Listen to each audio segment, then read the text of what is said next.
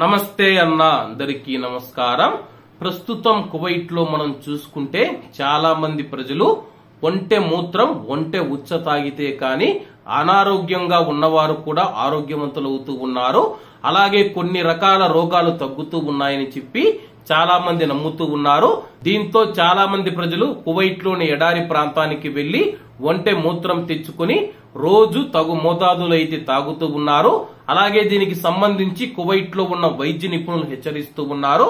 వివరాల్లోకి వెళితే కువైట్ లోని డాక్టర్ జనాన్ హాల్ హర్బీ గారు స్థానిక మీడియాతో మాట్లాడుతూ కువైట్ లో ఒంటె మూత్రం క్యాన్సర్ ను నయం చేస్తూ ఉందని చెప్పి చాలా మంది ఒంటె మూత్రాన్ని తాగుతూ ఉన్నారని చెప్పి ఒంటె మూత్రం ఎటువంటి క్యాన్సర్ ను నయం చేయదని చెప్పి ఆమె వెల్లడించింది.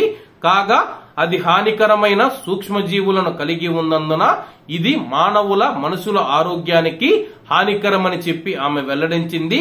అందువల్ల కువైట్ లో ఎవరైతే ప్రజలు ఉన్నారో దయచేసి సోషల్ మీడియాలో మరియు అలాగే బయట వినిపిస్తూ ఉన్న పుకార్లను ఎవరూ నమ్మవద్దని చెప్పేసి అది ఒక అపోహ మరియు అబద్ధమని చెప్పేసి ఆమె వెల్లడించింది.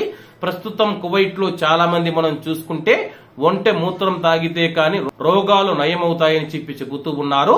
అలాగే డాక్టర్ గారు తెలిపిన వివరాల ప్రకారం రోగం నయం కాకపోగా కొత్త రోగాలు వస్తాయని చెప్పి ఆమె వెల్లడించింది.